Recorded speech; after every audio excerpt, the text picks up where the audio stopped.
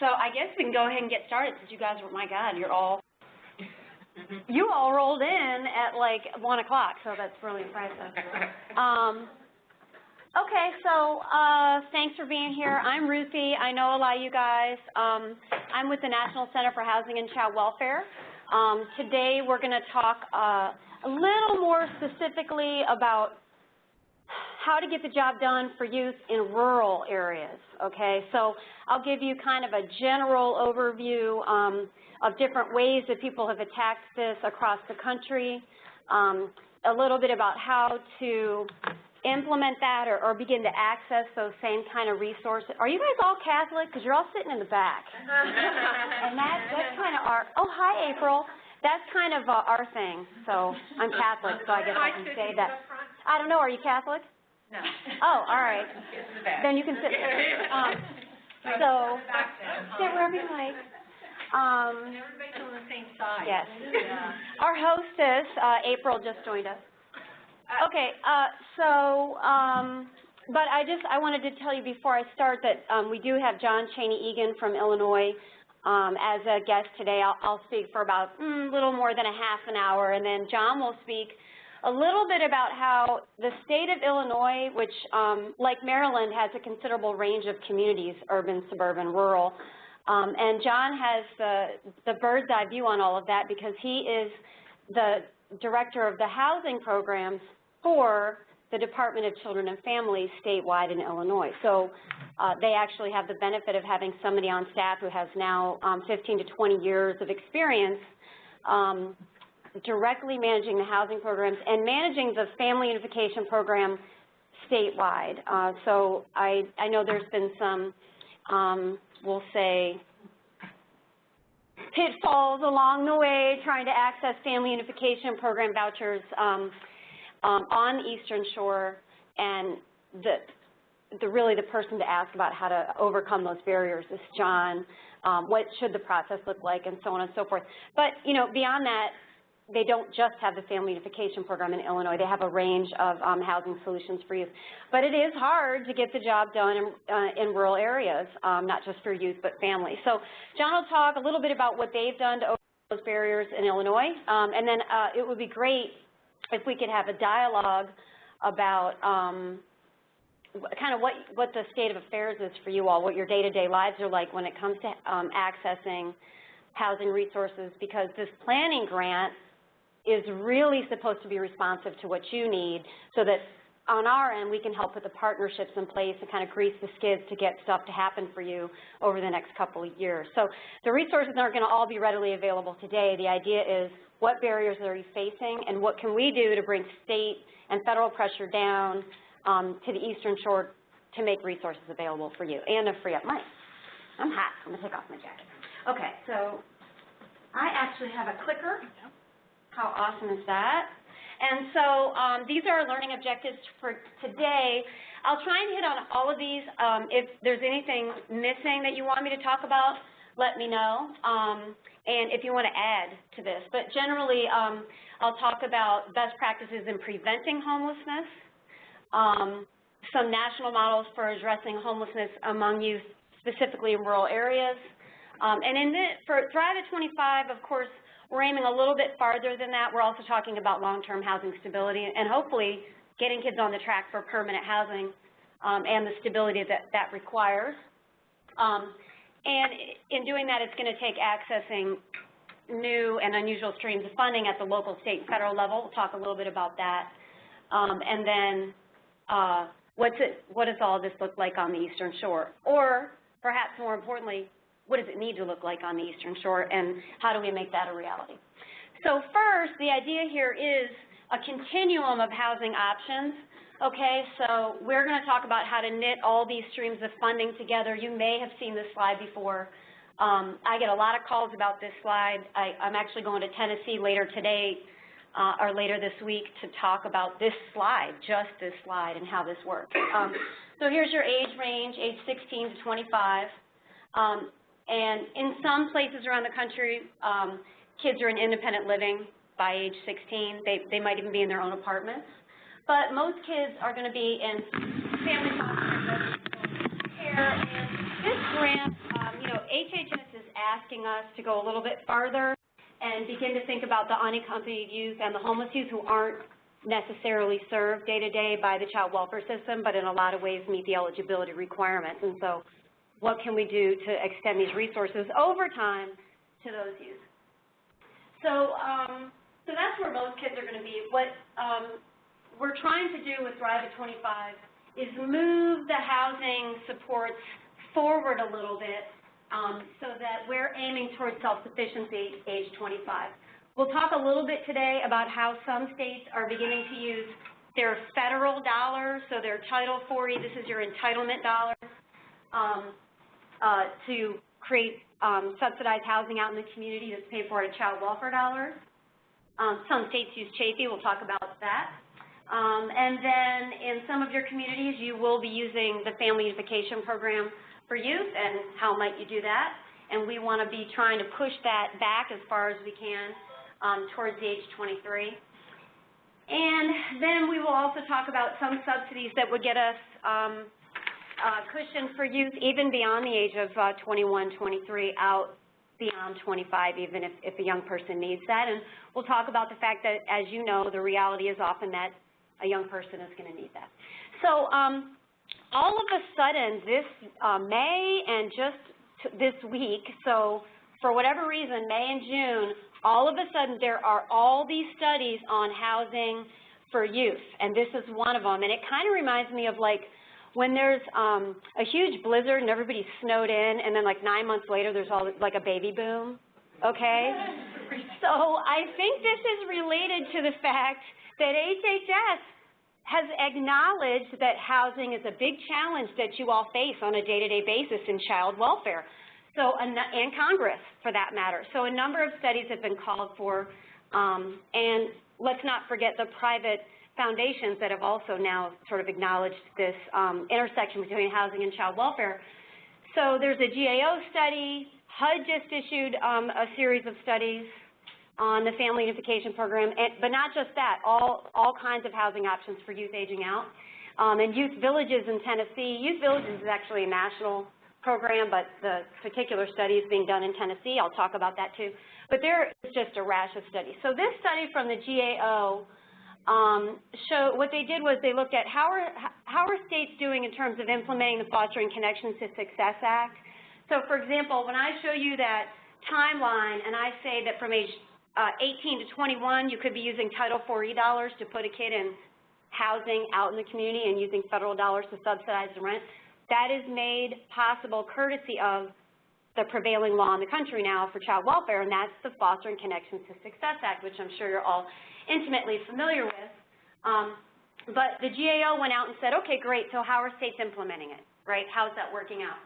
So these are this is what states reported in terms of, just in general, the major challenges with implementing the law. They're having a lot of trouble. States are struggling with this large sibling group that we have to have a really good reason if you can't keep large sibling groups together. They're struggling with that. Then another problem is keeping kids placed by their school. So, you know, now we know the law requires that we're supposed to keep kids in their school of origin. Thank you. Oh, can you do that? Yeah. Oh, how great is that? We can read it now. So can I. I kind of have it memorized, so I didn't need to read it. Okay, so, but here we have the third biggest challenge is identifying appropriate housing for youth transitioning from care. So 31 states report that that's their biggest barrier. Okay, but here now we're looking at, okay, so Fostering Connections to Success Act, just in terms of youth, just in terms of the older youth provisions, what are the hardest things to do? And this one, 10 more states than the next biggest problem reported is housing, okay? So you're not alone, and the good news is now Congress has evidence that they need to be paying attention and getting into resources you need, and this is sort of an indictment of HHS. Like, is HHS doing enough to get you what you need? Okay. Now, this data here, so this is desirable rural housing program features. This is from a study of Youth Villages that just came out that was done by Chapin Hall. So now this is a different study, and this study is saying Youth Villages is trying to implement transitional living and permanent living housing options for youth throughout the state of Tennessee. So it's like eastern, western, and mid-Tennessee. And these are the things that they've found are necessary for rural housing programs. You need to get an early start on planning because there's just not as many resources. So having a sense of the future and who you need to trigger is important. All the kids need ongoing case management and training. Often they say they're finding now for about 2 years. After child welfare is done, the kids still need to find a community, someone in the community to provide about 2 years of case management. Financial literacy is key. Sustained housing subsidy is really what that should say, is that even in rural Tennessee, they still have difficulty making ends meet, right? So some kind of sustained housing subsidy. Transportation was very interesting, okay? What they found was that the young people overly relied on adult connections.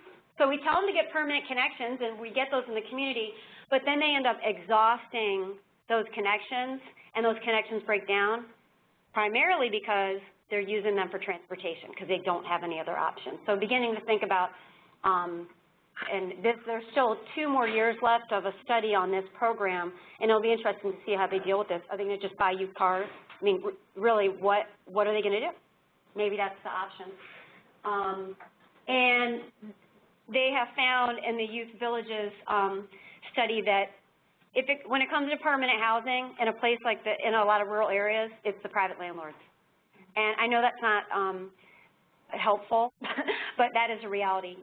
We have to find ways, maybe using Open Table or folks like that, to just engage the private landlords, maybe Open Table or other ways to get into congregations or so on and so forth.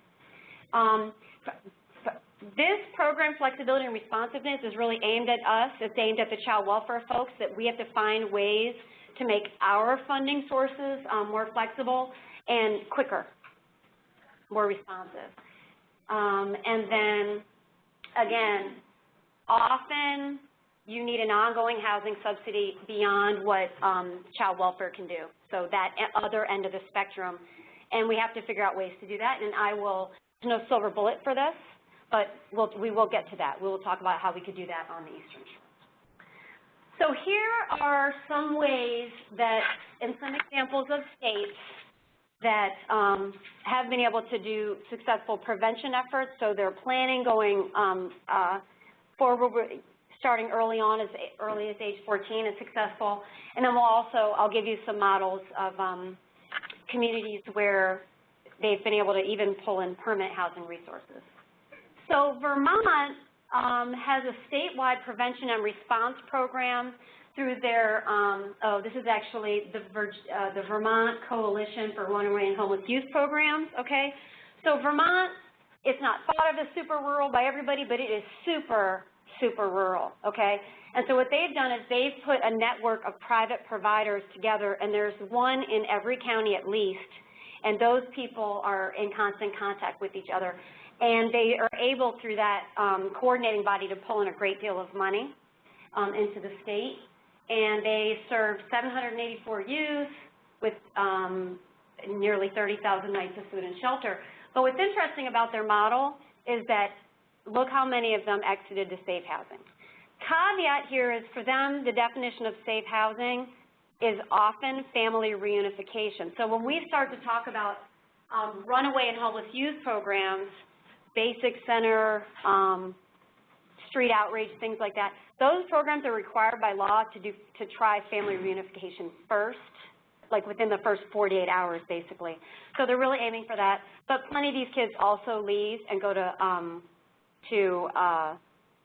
some kind of subsidized housing or private landlord. But here's where the rubber hits the road, and this is what we want to begin to help the Eastern Shore draw into the shore. You don't get a lot of federal money, and you don't even really get a lot of state money.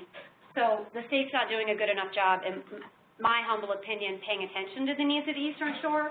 So if you look at Vermont, if you look at these numbers, these are staggering numbers, and lots of it is state money. And the state money is used specifically on youth. So here's the line item right here. State of Vermont Global Commitment to Healthcare. So they're using health dollars, $2.3 million for housing and supportive services for youth. Then they have a smaller grant, federal grant for transitional living programs, $400,000. And then smaller amounts, but again, it's a smaller state. But I like the idea of Vermont because population-wise, it might actually be a little more similar, right, to the Eastern Shore than some of the other places we might look at.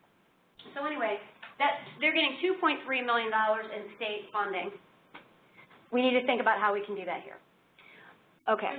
Can you go back to the Because we won't be able to read it. Oh, is PowerPoint too small? We'll put the PowerPoint on the website so you can look. You'll have full slides. We'll do it in a PowerPoint so you can blow them up.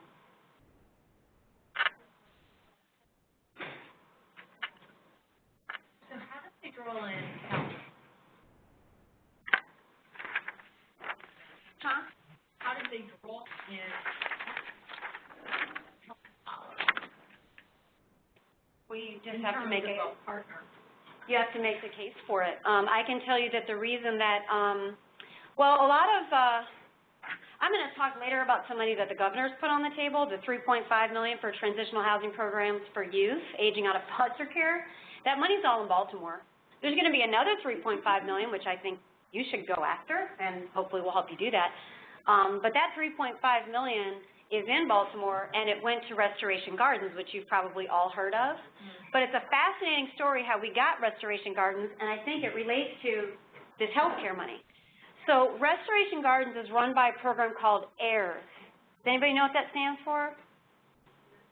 AIDS Interfaith Residential Services, right? So you're like, first time I've heard that for years, and I'm like, because I had heard of them before Restoration Gardens was even a thing, right? I'm like, gosh, it's so weird.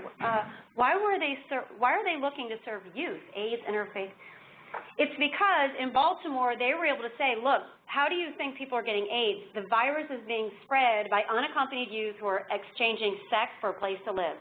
Therefore, we need money to get stable housing for homeless youth. I mean, wow. We have to go to those links to get them, but the reality is that's what freed up the money, was tying health, health issues to the safety of everybody. That became a Baltimore public health issue. So that's how they got that money. And Restoration Gardens was the first place to get governor's money. So that $3.5 million went to Restoration Gardens.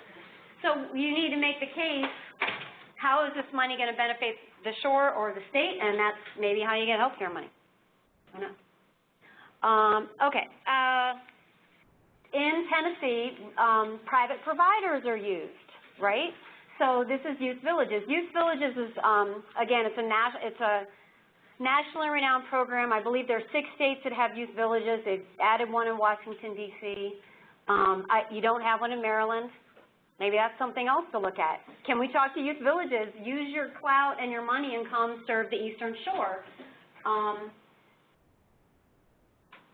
So they have a transitional living program. It's primarily aimed at youth coming out of the systems, including juvenile justice. It provides social services, transportation. As I said, it's in Tennessee, and that they're serving extraordinarily rural areas with it. And if you Google this, or you go to the Thrive at 25 website later, you can read this report, because what you're going to be reading in this report is going to resonate with you, because a lot of the things they're finding in this first iteration of data are going to be things that you're experiencing. And the study is going to cover, it's really a randomized control study. So they're taking the young people who are aging out, and they're randomly assigning kids to youth villages, and the other ones aren't getting the service, and they're going to see. The federal government really wanted to do a randomized control study. But be that as it may, the things that they're complaining about in there are the same problems you have. What's good about that is this information is going straight to the federal government, right? Okay, Colorado. Here's a program where they got, like you, the state got vouchers, and then they decided where they were going to distribute those vouchers. So Colorado is providing these vouchers in very rural areas and also very urban areas. and they've had the vouchers for a very, very long time. They also just got a new allotment, so they have 150, and they are time-limited vouchers, but the people that run, this program is called Urban Peak. It's a street outreach program, and they are either able to get young people who aged out of foster care and weren't captured early enough, they can re-enroll them and put them into this program. So they actually can go to women and men's shelters or family shelters and find these youth, or they come right out of foster care into the program. But the key about this is they tie these youth into a private program that is aimed at self-sufficiency training, and they're often able to tie them to employers and also people that can assist them with an IDA that's usually aimed at some kind of purchasing a vehicle for work or something like that. So often the individual development accounts are matched dollar for dollar by a local private institution, and that's probably the route you're going to need to go if you're talking about purchasing a vehicle or something like that. Okay, the state of Connecticut. So Colorado uses family unification program money. What the state of Connecticut is doing is using state child welfare dollars to subsidize rent. State child welfare dollars. So I talked about using Title 40 dollars, right? So fostering connections. They're not doing that. They're doing that elsewhere. But they've also gone to their state legislature and they've said, free up $7 million for us. If you give us $7 million to house youth and families and get them out of child welfare or get them into jobs, you're going to end up saving money. And they've been doing this for over a decade. So it's state child welfare dollars. There's no reason that Maryland couldn't do that, especially on a place like the Eastern Shore where you just have, bottom line, fewer resources in some of the urban communities. Okay, so the Southern Nevada Regional Public Housing Authority used its own Section 8 vouchers, to house young people aging out of foster care. So this isn't, they're not sitting around waiting for HUD to issue a NOFA. They just simply earmarked 10, then 20. There's now 50 vouchers. They're not time limited. Any housing authority can do this. Yeah, Queen Anne, Cambridge, whatever, any of your public housing can do this. But what's key here is in Southern Nevada, that is a big patch of land. They did need Section 8 vouchers because they didn't have the bricks and mortar necessarily. So they needed to get into they had to create an opportunity to get landlords to buy in. You're not going to be able to do that if a kid doesn't have a subsidy, because what landlords are looking for is a guaranteed subsidy. So they've had a lot of success with this, and they also, this housing authority and their child welfare partner also got one of these partnership grants. But again, these, if your housing authority chooses to do this, these will not be time-limited subsidies. The youth will have them as long as they need them. Okay, so I mentioned a number of different kinds of funding. How do you get that funding? So we're going to talk a little bit about that. But first, I want to talk a little bit about money that you have available to you. So we talked about state dollars. That's just simply a decision that the state DHR needs to make, and we are meeting with them, I think, next week. We're going to meet with DHR and Housing and Community Development. That meeting will come up a couple more times. We are trying to free resources up. But the truth is you have Chafee dollars, and my understanding, and I'll just throw this out there, is that Maryland is not currently using Chafee dollars for housing, for room and board. You do? You use it? Okay. So these are other states that do that. Kentucky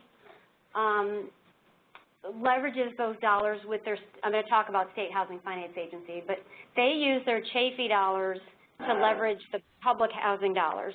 And the way they do that is they pay for stuff housing authorities can't pay for. You might do some of that with CELA. So a housing authority can't pay for a first month's rent, for example, right, or furniture or so on and so forth. So that's what Kentucky does. Delaware contracts out the Chafee dollars to private contractors where there's not a lot of public housing units or other kinds of things. But Delaware also uses state money to create state-funded housing subsidies, right? So that's something we need Maryland to think about. And then New Mexico is another state that has obviously a great deal of rural areas, and this is another place where their state TLP dollars, whether through HUD or their own state child welfare dollars, and they just pay private providers to provide the services. Now, there's also a study by Chapin Hall on the Chafee program. Chapin Hall and Urban Institute collaborated on that, and they went out and they asked independent living coordinators, is Chafee, first of all, are you using Chafee for housing, and do you find it useful? And they said, not really, because it's not a lot of money. Like, it's not really that helpful for our state to use Chafee funding. So sometimes if I'm talking to a legislator, they'll say to me, oh, well, we already took care of the housing problem because we provide Chafee dollars, and we've allowed you to use 30% for room and board. But the reality is that's not going to house anybody. It's just not enough money. And so independent living coordinators complain about that, and we're not going to get the job done with Chafee, I guess, suffice it to say. The other thing with Chafee is, since you don't have a lot of money and you know, the youth isn't going to have a lot of time in that housing, we tend to aim it at kids that are the highest performing kids. So it doesn't help us with the kids that might need it a great deal. Not more, I'm not going to say that, but they might very much need it. But the other interesting thing about this study that they did was that they looked at 17 states with about 15,000 kids aging out, and they did the math, and the math shows Chafee's not going to get the job done for IL coordinators in terms of housing. If every kid who needed Chafee got it, it would be about $38 per month per kid. So basically about, or if you gave $300 a month to the percentage of youth that might need housing, you still would only be able to serve about 1/8 of the kids. So we need to look beyond Chafee.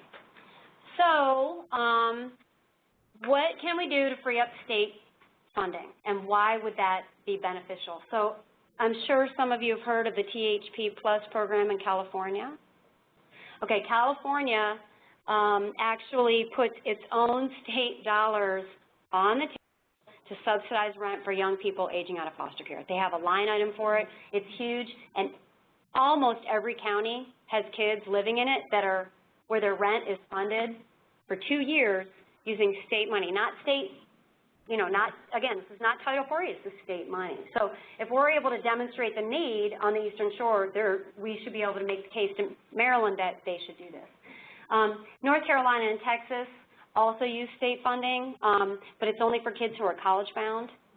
And I think in Maryland, it would also make your life easier if we would cast the net a little more widely than that.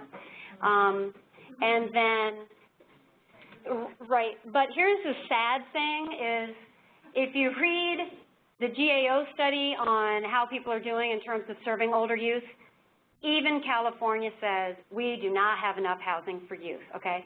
So even using your state dollars to subsidize rent for youth all over your state, when they reach age 21, they might still need a subsidy. So we need to really be thinking about that. And we're trying to make it so that the onus isn't just on the frontline child welfare workers. It's going to take the community to step in and close the gap. So this, I've shown this list before. If you're interested in any of these programs, the best place to read about them is the National Low-Income Housing Coalition Advocates Guide. I've mentioned that before. But I'll have to send the link out to people on the phone, but this report was done, there's a Connected by 25, which isn't as swanky of a title as Thrive at 25, but oh well. The Finance Project did this study, I think, in 2010, but it's very good. It's sort of this slide, but aimed at who's using these specifically for youth. You can download this in a PDF and read it at your leisure, but it's very interesting because it'll give you model after model of communities that have used these programs for youth. I'm just going to go through a few of these, and then we're going to look at, okay, here's what's going on in this state, what's Maryland doing with this money, okay? So the first kind of potential partner I want to talk to you about is a state housing Finance Agency. State housing finance agencies are your entity in your community, in your state, administer all kinds of federal housing dollars. Home, low-income housing tax credit, bonds, all kinds of housing wonky terms I'm not going to get into. But state housing finance agencies are governed by documents that we can all comment on, right? So all this money should be responsive to the needs that you all are expressing like this. One of these things is the low-income housing tax credit program. This is actually the biggest generator of affordable housing in the country right now. So these are buildings where the owner's gotten a deal from the federal government in order to build their property, but in order to get that deal, they have to rent to people that are low income. They have to rent some of the units. So they're often in really nice places. Youth can rent in these properties. There are a couple of restrictions, but there are not any restrictions that would keep your young people out. So your state housing finance agency is the Maryland Department of Housing and Community Development.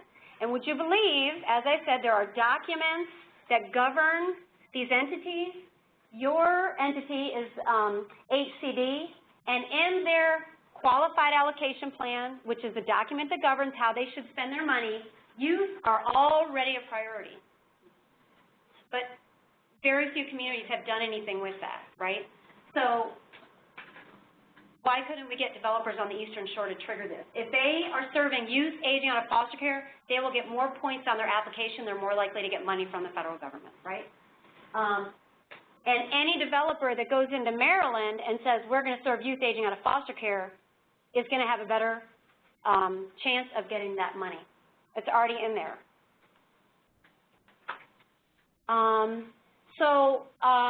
That document that I just mentioned, the qualified allocation plan, also drives how Maryland should spend its home dollars. So home dollars can subsidize rent. It can also be used to build buildings.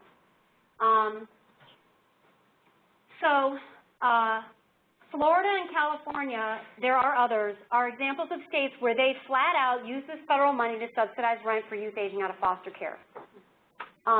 You don't currently do this in Maryland, but the home dollars are used in Maryland to subsidize rent. Has anybody ever heard of Main Street Incorporated? Okay, so guess what? They went there, they went to the table, they got a seat, and now that organization has $100,000 in housing subsidies to distribute in Maryland. And you can get on that, you can apply for those right now. But Main Street Housing, it's their prerogative to serve who they want to serve. They're not serving foster youth, they're serving another priority population, and that's adults and families who have had a household with a disability.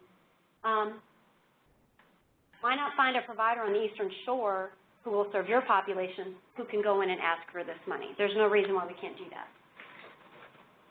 Okay. There are also state and local housing trust funds, and decisions about how this money is generated and spent is made on the state and local level. It can be used for all of these different purposes. Here on the Eastern Shore, we may need to build housing. That might need to happen, but that's not going to improve your lives tomorrow. The quickest way to help you guys is probably rental assistance and homeless prevention dollars. So the biggest equivalent, or the best equivalent to something like a trust fund would be the money that Governor O'Malley has already put on the table for youth aging out of foster care. It's $3.5 million. As I said, that money was given to Restoration Gardens, and the idea was we're going to see how Restoration Gardens goes in Baltimore. So has everybody heard of that? Okay, so it's a permanent supportive housing program for 42 young people in Baltimore, in the Park Heights neighborhood. It's actually kind of the crown jewel to revitalize that whole neighborhood. It's beautiful. But the next allotment of $3.5 million is not intended to go to Restoration Gardens. It's intended to use that kind of a model and expand it across the state. So why not do that in the Eastern Shore? Because if you look at all the other money, it's all public information about where all those other federal dollars are going. It's not coming to the Eastern Shore. I think you know probably where it's going. So getting a seat at the table and making the case that there's a need here is something that we can do together, and we can kind of grab ad space using this Thrive at 25 grant as a way to do that. So there's also corporate and private partners. Has everyone heard of what did it used to be called? The Enterprise Foundation? So this is James Rouse's corporation, the guy who builds all the malls. Okay. So they're really not a foundation, so they actually changed their name. It's called Enterprise Community Partners. But they cut a lot of deals across the state in terms of how affordable housing money is spent. So that's a potential partner for us, is Enterprise Community Partners. But there are other corporations that we can work with, and we're investigating that. But the more stories that you have about the pitfalls that you're having with youth and young people that need housing are the kinds of things that we need to help make the case to Enterprise Community Partners, because, and rightfully so, the disability community is not shy about making their case. So we need you guys to be arming us with stories that we can make the case that youth are also a population that would benefit from all of these dollars. So at about this point, every time you talk to me, I start getting confused because there's so many directions we could go. But it does sound like basically across any of these housing resources, and it's something we really haven't developed because we're like caught up in working with kids, is we need a good storyline that we could use cross-cutting across any of these resources. Oh, well, April said that we need a narrative that we can use to kind of generate the advocacy, right? We need a story that we can tell, and I think you're right, and adding to that probably a cost-benefit analysis, right? So you guys probably all have great stories, and I didn't put it up there, but the those Vermont numbers that I showed, the bottom of that chart, so they show their expenditures for the year, but on the bottom of that chart, which I didn't include, shows how much it costs for youth to be in juvenile justice, how much it costs the state for youth to be in foster care, and how much it costs for a kid to just be on the street. And it was something like $54,000, $9,500 for foster care for a year, which is probably an underestimate. And then I think on the street, with just getting kind of random services, was like $3,500. And you could add into that health care, you know, AIDS, unintended children. Yeah, that kind of stuff. And as I said, we're meeting with DHR, and I always want to say OCD, but that's not right. That's my diagnosis. That's not who we're meeting with. HCD.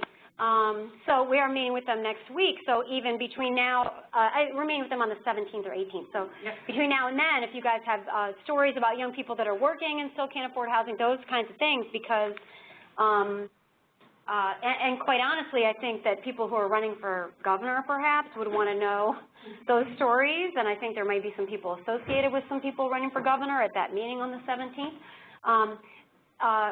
because, you know, the expectations about what we are supposed to do on the child welfare side of the equation are getting higher and higher, but we need to be honest about the fact that we can do what we can do, but we need to have resources in order to do it, right? And so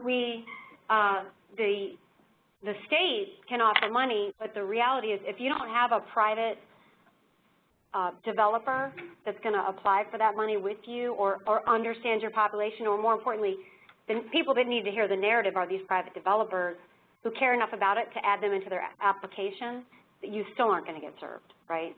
So just because the governor puts money on the table doesn't mean that the Eastern Shore is going to get served. So we are working on that, but your stories are going to be pivotal.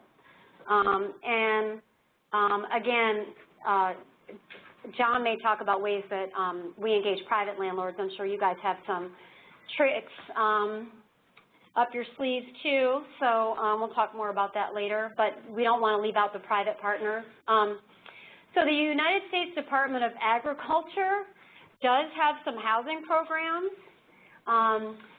There's actually a NOFA, Notice of Funding Availability, out on the street right now for guaranteed rural rental assistance.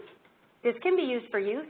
It can be used for households headed by adults with children. And who can apply for that money? Well, here's the thing. Private developers, cities, but here's what's important about this, about the Department of Agriculture money. Okay. The NOFA's on the street right now. How long do you think a private developer has to turn their application in? This is why we need to get a seat at the table right now for housing. December 2015. December 2015. They have a year and a half to get their application package together. That is how long it can take to begin to free up these kinds of federal resources, right? So filling the gap with that is gonna mean engaging open table. Like in the meantime, we still have to serve youth. Like in the meantime, there's the real world. But I offer this because there's 18 months between now and the time this application gets submitted. Who do we need to talk to make sure that the Eastern Shore youth get a piece of this action, right? And that we will then have this in our toolkit when this money goes on the street. Okay. Finally, before I hand it over to John, so in Ohio, the same is true in New Mexico. I'm sure there's other places.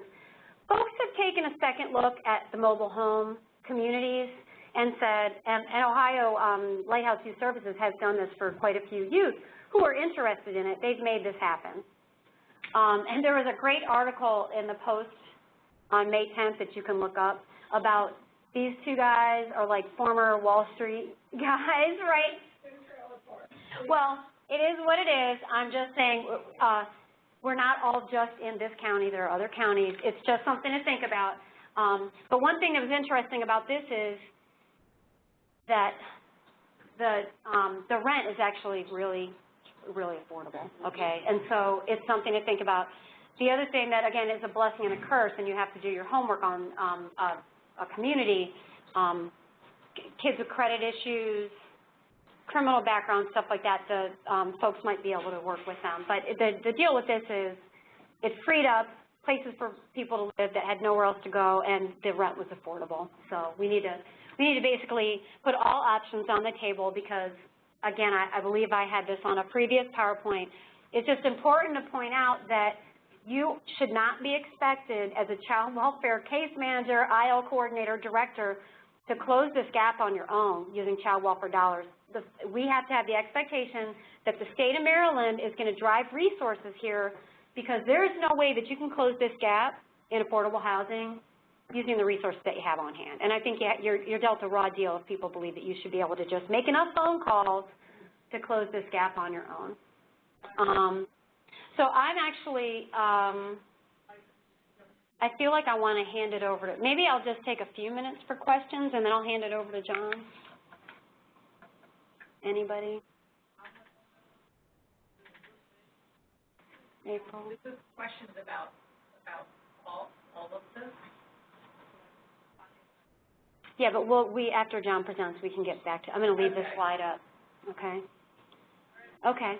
All right, well, given that, let me give a brief introduction of John. So I've known him now for maybe 15 years, and I learned everything I know about child welfare and housing from John.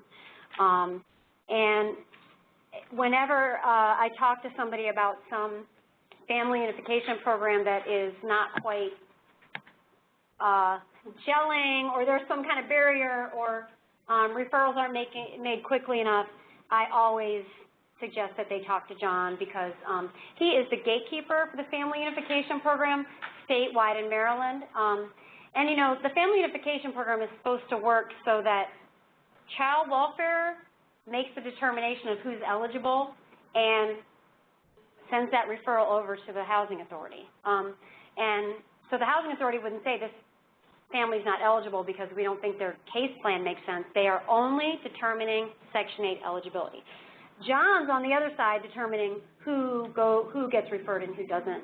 But the other really interesting thing that that John does that we're sort of hoping that all other family unification program sites adopt is this sense of predictability and timing in terms of when vouchers become available. So if a Section 8 voucher anywhere in the state comes available, John knows about it, partly because he has a relationship with these folks, but he also is armed with like an Excel sheet and a calculator, right? So he's tracking as a client log. So I hope we'll talk a little bit about that, a little bit about what Illinois does to get over barriers in rural areas, and maybe just help me answer questions when we complete the presentation. So with that, John, I think we have you on video, and we'll hand it over to you. Good afternoon, everybody. I don't know if you can see me yet, so if not, while I'm being connected, let me just, a couple of corrections I need to make to what Ruth just said. I think you probably realized that she mistakenly said I'm in charge of the Family Unification Program referrals in Maryland. She meant Illinois, so please don't call me with all your Family Unification programs. The second correction is when she said that I taught her everything she knows. Obviously, that's not correct because 90% of her presentation I did not know. So maybe it was 10, 15 years ago when I taught her everything, but she has completely surpassed my knowledge on so many different things that's impacting child welfare and housing. Let me just give you a little background about what we do in Illinois. We started serving families. We started serving families out of a consent decree that a father created when he couldn't get his children returned to him. So we created a housing advocacy program and a cash assistance program. When Chafee came out, we said, why don't we create that program, use the Chafee dollars, and use it for youth who are aging out of the system. So we created a program that already augmented our services that we currently provided and provided at that time to youth that were in our system. Now, I'm not too sure what Maryland does, and I know a lot of states and counties do different things, but in Illinois, for a long, long time, most of our youth age out of care at the age of 21. Some of those youth stay in foster care, but a growing number are going into apartments through either a transitional living program. I think you probably have a pretty good idea what that is. That's like a building where the youth lives in a unit, and maybe in the basement there is an office that houses the caseworkers. We have independent living programs. That might not be a term you're used to, but people call that like a scattered stock, where you just kind of rent units in the community, and then the program pays for them. So we have a lot of people in those programs, and they are pretty stable in those programs. And it can work in a rural area very well, too. The problem with that program is it's very expensive. We pay 100% of the rent. We include utility assistance, clothing allowance, an allowance for everything else, food allowance. So we're pretty much putting them up for everything. The idea is that they're going to be working, and as they move forward, before they turn 21, we would then be able to just kind of sign the lease over to their name, and they will be stable in the future. Unfortunately, that doesn't always happen, but for many of them, that's how they remain stable. Finding landlords that are willing to participate with us is very easy when you pay 100% of the living expenses. If you are planning to do that, I don't think you'll need to talk to me. I think you'll be able to find landlords who are willing to do that. Unfortunately, most programs don't have that kind of money, and so we're not doing, so are not able to do that. In Illinois, we still have to prepare them, though, for the time when they turn 21 and they are ready to move out, or take that unit, take on that unit and put the lease into their name. We have. Can people hear me? I just got a sign saying that I am the presenter. Yeah, John. Hey, real quick, if you want to enable your webcam, you just have to click that green camera again. Okay. So can you? In a few seconds, you're going to be able to see me. Here, can you see me now? There it is. Okay. And if everybody on the webinar would like to full screen John, in the upper right-hand corner, there's a little icon with 3 people. If you click that icon, it should go into full screen mode. John, I like that family unification poster you have up there. That's the one you gave me. I'm sorry, everybody. I was talking for about 4 minutes on the history of Illinois. Did you guys hear that? Yep, we heard it. Yep. Good. And am I on full screen? I'm showing myself on. There we go. So to help youth kind of prepare for the day that they age out, we have different meetings with them, with anybody that could help them be successful. We do this at different intervals. We're creating a discharge plan meeting right now that will start in next month on July 1st, 3 months before they age out of care. That will then be our last chance to go over where they're planning on living once they leave. In addition to that, this is going to be new, they will leave with $1,200 that then they could use for things that they need to remain stable. But in addition to that, and what Ruth kind of knows about with my program, is the services we provide on top of that. And we also provide these services for youth who have aged out early. In Illinois, since we usually age out youth at the age of 21, it is rare that we get a youth at 19 and a half whose case is closed, and then we provide the services so that they can be stable in the housing. And I'm pretty sure that's kind of what Ruth was really looking for me to talk about, because it's probably the most replicable program that we have because it is much less expensive. We have two primary components of it, a housing advocacy program and a cash assistance program. This is 100% Chafee funded. The housing advocacy program provides help looking for housing. And the cash assistance program provides help paying for things that are needed so they can move in, like a security deposit, a bed, dresser, table, chairs, sofa, maybe a utility deposit, a water deposit. Especially in rural areas, we're finding that there's all kinds of deposits that in one of our communities, the city requires a deposit for every first-time renter. So there's a lot of deposits, a lot of upfront costs that they need to come out of their pocket. We try to assist them with that. In addition to that, if the youth case is closed, we provide a small subsidy. The subsidy is up to $250 a month. The youth would pay 30% of their income on housing first. Anything after that, up to $250, will go straight to the landlord for 12 months. $250 is not a lot of money, and in Chicago it doesn't do a lot, but we don't do a lot in Chicago because almost every Chicago youth has their case open until they're 21. But in rural areas, at least in Illinois, housing can often be found for under $500 a month, and so we're ending up paying about half of the rent, and the client then is paying the rest of it.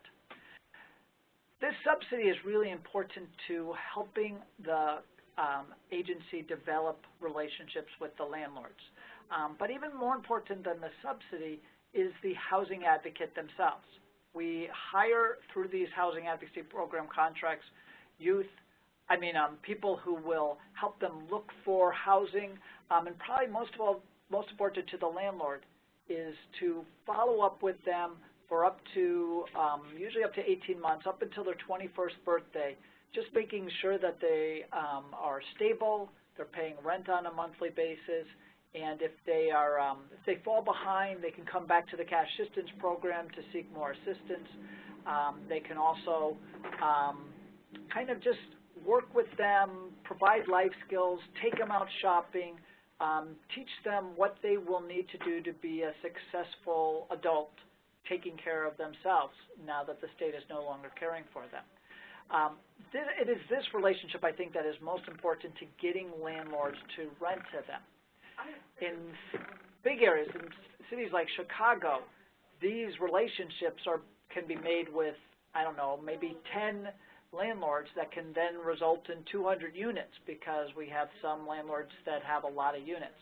That's not true outside of the big cities. And so when we get to an area like Mount Vernon or Marion, Illinois, where the population is less than 20,000, we're often finding that they are having to make a relationship with the landlord every time they sit with them, every time they find a new person that's going to work with them.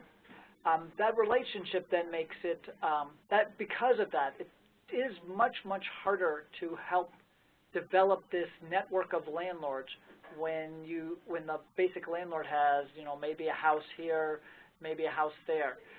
Because of that, there is an over-reliance in some ways on the trailer parks because they can easily develop relationships with some of the trailer parks.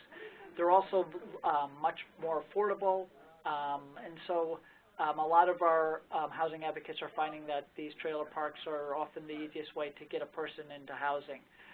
These are, obviously you can purchase trailers, but these are rental trailer parks, and so they're paying usually under $500 a month for their trailer. The utilities can be pretty expensive because they have to pay for everything. Ruthie wanted me to talk also about, excuse me, the Family Unification Program.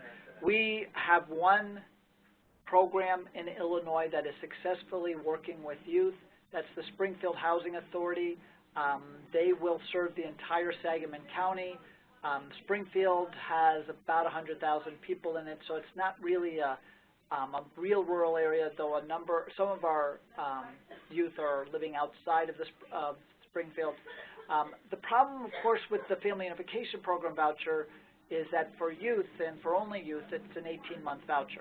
Some of our landlords are a little concerned about renting to a youth, knowing that after 18 months, that subsidy is going to stop, and they fear that the youth is not going to be able to pay for it, and therefore will stop paying rent. The landlord will then have to go to eviction court to evict them.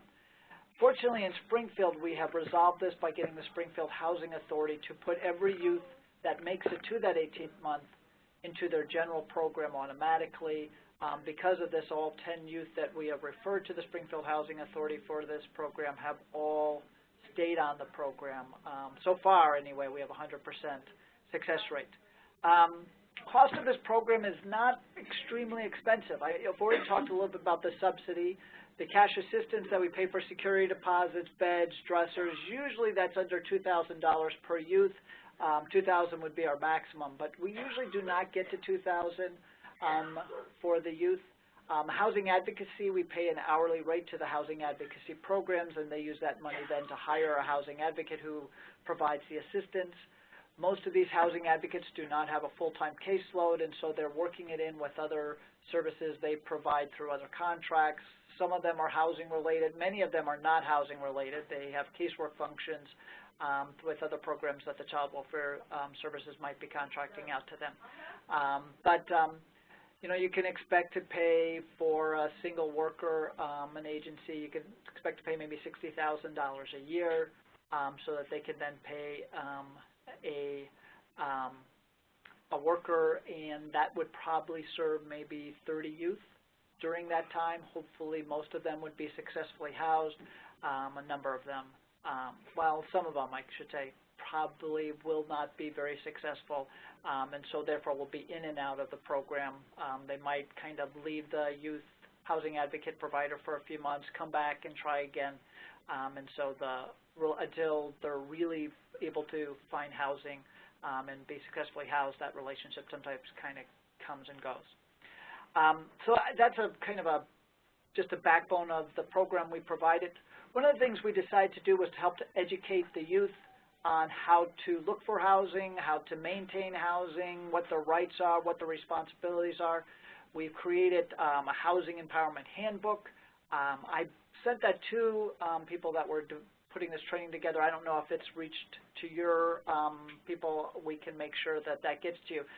It's really written for the youth. It's not written for the caseworker, but for the youth so that they can just kind of read up on what their rights are, either as a homeless person, as a former child welfare ward, what they can do to be successfully housed. I don't know if there's any questions, if you want to do that later after Layla speaks, but I'm happy to go with the will of the group. John, thank you. I think we could take questions. Any questions for John? I have questions. The relationships that you talked about with the landlords, who's primarily sitting at that table and having those conversations and building those relationships? Do you have is that the housing advocate, or is there That someone would be the you're housing advocate. So they would be going out to the landlords that they rent to in the community. And it is important, I think, my basic philosophy is it has to be the housing advocate, because it's the housing advocate that's providing the follow-up services. The people, I don't think, care what what I think. They really want to hear from the person who's going to be serving that youth. And it is during those services, especially those follow-up services, that the housing advocate is making the relationship with the landlord, and the landlord's starting then to trust them. And even sometimes when a youth hasn't been successful, at least the landlord knows that they are there. They are going to try them. Sometimes even they help them move out of the unit when they can't afford it anymore, move into another unit. Sometimes they're moving in with a family member or something like that. The landlord really appreciates that because it saves them from having the cost of eviction. So anything that can be done to help stabilize the youth, the landlord really starts to appreciate. And it is through that relationship that they start to develop a relationship where the landlord says, you know what, Dorothy, this is your client. I probably wouldn't rent to them otherwise, but since it's coming for you, I'm going to take a chance on this. Unfortunately, that's really hard to do, much harder to do in the rural areas, because in Chicago, you make one good relationship with a landlord and you have access to maybe 100 units. In an area like Marion or Mount Vernon, often you make one relationship with a landlord, you've made a relationship with one unit, unless you get, like I said, to the trailer parks, and then you might have access to more than just one. Hey, John, this is Ruthie. I'm going to chime in for a second because I think I saw, so April is the director of DSS here, and I think I saw her look at folks and say, what is a housing advocate? Where is that? Where is the housing advocate? Well, can you just, Yeah, so we have 13, we have 13 programs around the state, and when we include the youth and the family housing advocates, we probably have 40 housing advocates. Probably, though, 13, 14, 15 that are specifically helping youth or help youth on at least a large portion of their caseload. So they might be in Marion, Mount Vernon, Springfield. I mean, Marion and Mount Vernon, like I said, have less than 20,000 people in them. Then there's kind of these mid-sized cities like Springfield, Peoria, Decatur, which would have like 70,000 to maybe 120,000. And then we have a few different full-time housing advocates in Chicago, which is huge.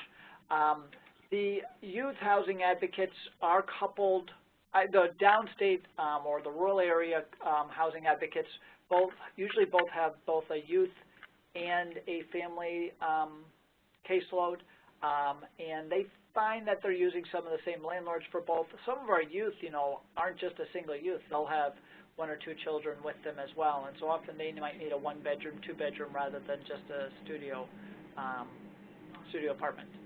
And so they are employed by a private agency that we have a contract with, and they're spread out throughout the state. I should also say that we get a little bit, we have a debate on what is the appropriate education for these youth. We have some youth, some of our housing advocates that have a bachelor's degree, some that don't, and partially because of the amount, unfortunately, that the state pays them. A lot of them say, we're just not going to be able to afford it. We're going to have to pick somebody who just has a high school diploma. I will say that one of my best youth housing advocates is in Peoria, and she houses people in Peoria. Like I said, that's a city of about 100,000. But she also houses people in smaller areas, where the place is 5,000, a city that has 5,000 or maybe 500 people in it.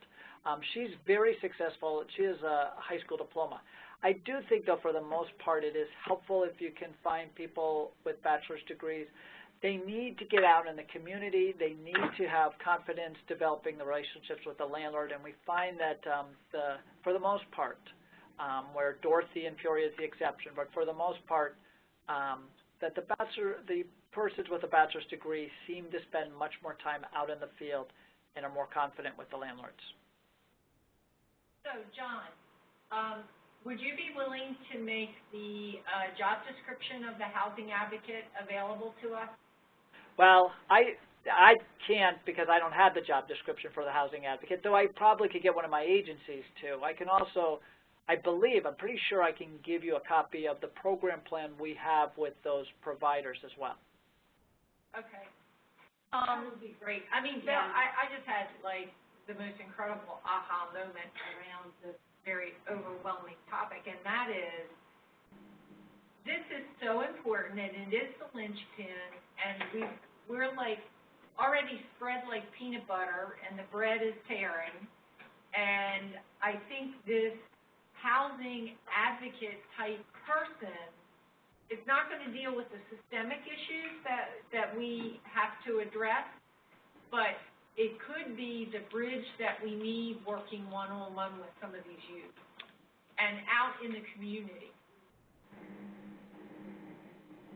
Well, the housing advocate definitely does not work with the systemic issue. In fact, when I go around the state talking to people, I always tell them, I am not trying, or at least my program does not attempt to try to end homelessness.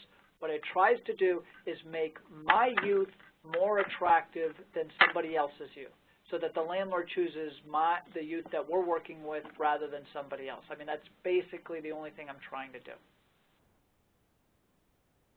Yeah. I think we're trying to do both ends at the same time, and that's what's getting our service used. I mean, I'm seeing this, I don't know what everybody else, I'm seeing this as part of implementation funding. Oh, that's a great idea. Landlord recruitment, too. I mean, that's really what they're doing. Yeah. But I love that idea of saying you're really just marketing your youth and you're marketing your program, because what the landlords are really looking for is a hassle-free situation. So they need to know, like John said, can you get this young, if it doesn't work out, I want to call you. And if it really doesn't work out and you can't fix it, then you'll get them out so that I don't, like he said, end up in eviction court. That's one. But, you know, so that's very important. Well, duly noted. But I wanted to say, John usually starts out his remarks with a really funny preface, and it's that some people were born into greatness and others have it thrust upon them. And it's because Illinois was sued, and so he did mention the Norman consent decree. So they're under consent decree, so I think partly why they're ahead of the game when it comes to housing assistance is because are the advocates paid for by the consent decree money? How are they paid for? Well, the family advocates are, and our family program is probably 4 times larger than our youth program. But yes, our families program was created by the consent decree. It is funded through state money, though we do get 40 reimbursement for it. But for the youth, it's 100% CHAFE. And it's just not that expensive. I mean, for this, you know, it's different if we were not spending so much of our own money keeping kids in care. And because we spend so much of our own money keeping kids in care, we're spending about $300,000 on this program. Had we not been spending so much of our own money keeping kids in care, the number would be, you know, probably 10 times the amount that we're spending. So we might be more like a $3 million program rather than a $300,000 program, and it could be even more. You know, the program still is pretty cheap. We find that the housing advocates, especially when we're able to give them if we're able to give them 30 cases in a year and they're able to serve that, we're looking at maybe $1,000, $2,000 for the housing advocate. The cash assistance piece, you know, depending on how much they use, we have a maximum of $2,000. Most of our youth don't spend that much, so maybe it's $1,000. The housing subsidy, when we do it, we don't always do it, but when we do a housing subsidy, I told you that the cap is $250. Often it's less than that. So then we're looking at maybe $3,000 at the most, but probably more likely under $2,000. So, you know, it can be $5,000 a year. You know, when I compare that to our transitional living programs, we spend $6,000 a month on some of those programs per youth. Our individual living opportunities program, our ILOs, those are usually spending maybe $3,000 or $4,000 per month. And so this program is extremely much less expensive than some of the other housing programs that you might be more used to.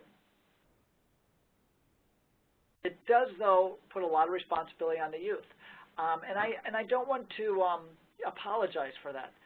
What I keep trying to remind people is, at some point, we're going to have 100% of this responsibility, and if we're not going to, at least in increments, give the youth more responsibility, then there's going to be a point where they just fall off a cliff, and they go from having everything provided for them to having nothing provided for them. And our youth, at least, when that happens, and it does often happen, when that happens, our youth usually respond very poorly. John, I have another question. This is Lolly again. You mentioned that you have landlords who are afraid of the FUP vouchers for the reason that they're time constrained, and that you had a lot of youth who transitioned out of that voucher into another voucher. Was that just they just got Section 8, regular Section 8 after the FUP ended? Yeah, so HUD has said that every housing authority can, but this is a choice of the housing authority, transition youth aging out of their, or that are leaving the Family Unification Program because of the mandatory 18-month time limit. Every housing authority could they would have to make their own preference so that those youth would automatically go to the top of their Section 8 waiting list, so that it would be automatically put into their regular Section 8 program. And that's what Springfield has chosen to do. You know, we have vouchers in Chicago. We have vouchers in other part of the state that could be used, in fact, are required to be used for youth. We don't use them for youth in those areas because we age youth out at 21. In Springfield, we do have enough youth, not most youth, but we do have enough youth that age out at 19 that we're able to use the Family Unification Program for that purpose. I know Ruth has told us, and she's told me this before, you can use Family Unification Program youth who are 21 years old. The problem with that is the Family Unification Program's NOFA lists a set of services that must be provided to the youth for the 18 months that they are participating in that program. Now, the Housing Advocacy Program plans that I was talking about, they include every one of those services, but because of Chafee only allows us to provide that service until their 21st birthday. So if we're going to put together our Housing Advocacy Program with the Family Unification Program to meet those Family Unification Program requirements, we have to house that youth before 19.5, which is why we've used this we've only successfully housed 10 youth through that program, all in Springfield. All 10 of them are still housed through that program. Some were housed five years ago.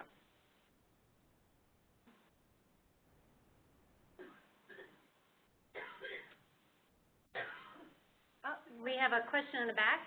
Go ahead. Well, your rural community, they have one kid in one county and five in another. How do you manage to get a landlord or someone to buy into the housing status? I think, John, the question is, when you have this wild kind of range where you might have one kid in a county and then like 5 in a neighboring county, 6 in maybe another county, how do you manage that variation in terms of recruiting landlords? Yeah, well, that's hard, and it's not only with recruiting landlords, it's also getting the housing advocate to have a caseload that they're able to keep a full-time worker or a part-time worker if that's what we find. It is hard. One of the things they do is, you know, kind of like your continuum of care where you have, I don't know, I'm going to guess you have a continuum of care that for the city of Baltimore. You probably have a continuum of care for the county, all the suburbs that surround Baltimore. And then you probably have a continuum of care, I don't know, in different parts of the rural areas that kind of combine a bunch of counties together. And that's what our housing advocates do, that we do have housing advocates serving a part of Chicago, but then we have housing advocates that serve 20 different counties, rural counties in Illinois.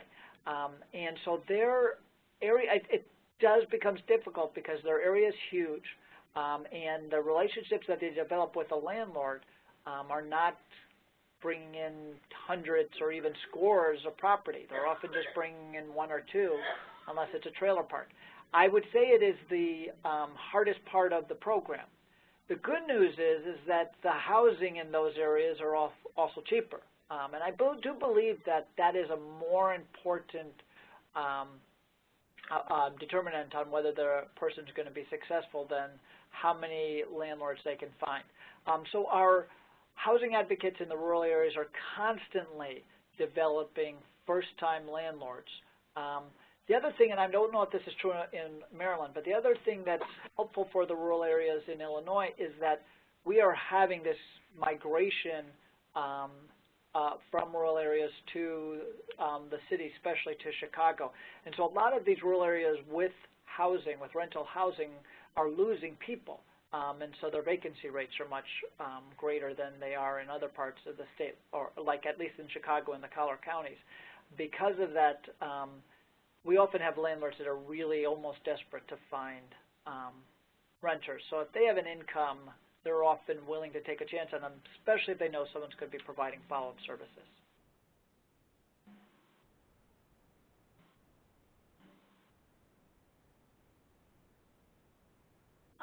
I wanted to ask a question on behalf of April.